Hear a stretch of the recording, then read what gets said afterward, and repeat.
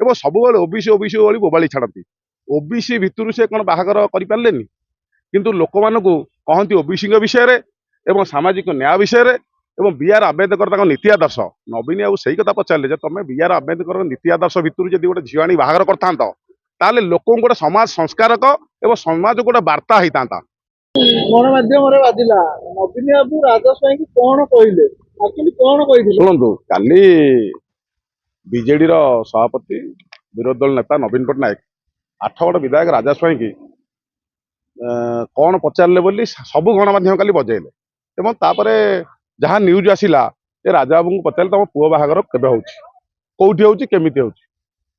ରାଜା ବାବୁଙ୍କର ବାହାଘର ତାଙ୍କ ପୁଅର ଯେହେତୁ ହଉଛି ସେ ବିଷୟରେ ସେ ଆଲୋଚନା କଲେ ଏବଂ ଯାହା ଆମେ ସେଠୁ ଖବର ପାଇଲୁ ରାଜା ସ୍ୱାଇଁ ଯେହେତୁ ବାରମ୍ବାର ସବୁବେଳେ କହନ୍ତି ସାମାଜିକ ନ୍ୟାୟ ପ୍ରତିଷ୍ଠା ପାଇଁ ଏବଂ ଦଳିତ ଲୋକମାନେ ପଛରେ ରହିଯାଇଥିବା ଲୋକଙ୍କ ପାଇଁ ଆମେ କାମ କରୁଛୁ, ତାଙ୍କୁ ନ୍ୟାୟ ଦେବୁ, ସମତା ଭିତ୍ତିକ ସମାଜ ଗଠନ କରିବୁ, ଏଇ ବିଷୟରେ ନବୀନ ବାବୁଙ୍କ ସହିତ ତାଙ୍କର ଆଲୋଚନା ହେଲା। ନବୀନ ବାବୁ ତାଙ୍କୁ ପଚାରିଲେ ତମେ ସେଇ ସାମାଜିକ ନ୍ୟାୟ ଆନ୍ଦୋଳନ ଭିତରୁ ଗୋଟେ ଝିଅକୁ ବାହାଘର କରୁଛ କି ତମ ପୁଅ ସହିତ? ସେ କହିଲେ ନାଇଁ ନାଇଁ ମୁଁ ପୁରୀ ରାଜବଂଶରୁ ଜଣେ ଝିଅ ସହିତ ମୋର ପୁଅକୁ ବାହାଘର କରୁଛି। ତାଙ୍କ ପୁଅ ଆକାଶ ବାହାଘର ହଉ, ତାକୁ ଆମେ ବି ଶୁଭେଚ୍ଛା ଅଭିନନ୍ଦନ ଜଣାଉଛୁ। କି ରାଜା ସ୍ୱାଇଁ ଯୋଉ ବାରମ୍ବାର କହନ୍ତି ସାମାଜିକ ନ୍ୟାୟ ଏବଂ ବିଗତ ଦିନରେ ଆପଣ ଦେଖିଥିବେ ଗଣମାଧ୍ୟମରେ ବାଜିଥିଲା ବିଜୁ ଜନତା ଦଳ ଯୋଉ କର୍ମକର୍ତ୍ତା ଏବଂ ବିଜୁ ଜନତା ଦଳର ଯୋଉ କାର୍ଯ୍ୟକାରୀ କମିଟିରେ ଯୋଉ 80 ଜଣ ରହିବେ ତା ପାଇଁ ସେ ଗୋଟେ ଚିଠି ଲେଖିଥିଲେ, ସେଥିରେ ଏସସି ଏସଟି ଦଳିତ ଓବିସି ଲୋକମାନେ ଏବଂ ସବୁବେଳେ ଓବିସି ଓବିସି ବୋଲି ବୋବାଳି ଛାଡ଼ନ୍ତି। ଓବିସି ଭିତରୁ ସେ କ'ଣ ବାହାଘର କରିପାରିଲେନି? କିନ୍ତୁ ଲୋକମାନଙ୍କୁ କହନ୍ତି ଓବିସିଙ୍କ ବିଷୟରେ ଏବଂ ସାମାଜିକ ନ୍ୟାୟ ବିଷୟରେ ଏବଂ ବିଆର୍ ଆମ୍ବେଦକର ତାଙ୍କ ନୀତି ଆଦର୍ଶ।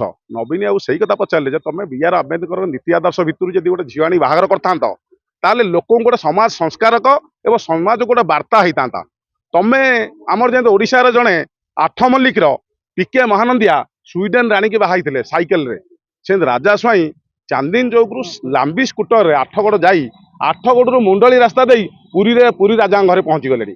ଇଏ ଗୋଟେ ଉଦାହରଣ ଯେ ସବୁବେଳେ ସମତା ଭିତ୍ତିକ ସମାଜ କଥା କହୁଥିବା ଏବଂ ରାଜା ସ୍ୱାଇଁ ନିଜେ ତାଙ୍କର ଯେତେବେଳେ ବାହାଘର ହେଇଥିଲେ ସେ ବିନା ଜାନି ଯୌତୁକ ଏବଂ ଇଏରେ ଆର୍ଯ୍ୟ ସମାଜରେ ବାହା ହେଇଥିଲେ। ସିଏ ଏବେ କୋଉ ନ୍ୟାୟ ଦେବେ, କୋଉ ସମତା ଭିତ୍ତିକ ସମାଜ କଥା କହୁଛନ୍ତି ନା ରାଜା ରାଜୁଡ଼ା ଶାସନ କରି ଲୋକଙ୍କୁ ଶାସନ କରିବା ଚିନ୍ତାଧାରା ରଖିଛନ୍ତି। ଏବେ ଲୋକଙ୍କର ଭ୍ରୁକୁଞ୍ଚନ ହଉଛି, ଲୋକଙ୍କର ଆଲୋଚନା ହଉଛି। ତେଣୁ ଆମେ ତାଙ୍କ ବାହାଘର ଏବଂ ଆଉ ଗୋଟେ କଥା ହଉଛି କମ୍ରେଡ ମାନେ ରାଜାଙ୍କ ଘରେ କ'ଣ ବନ୍ଧୁ ବାନ୍ଧନ୍ତି?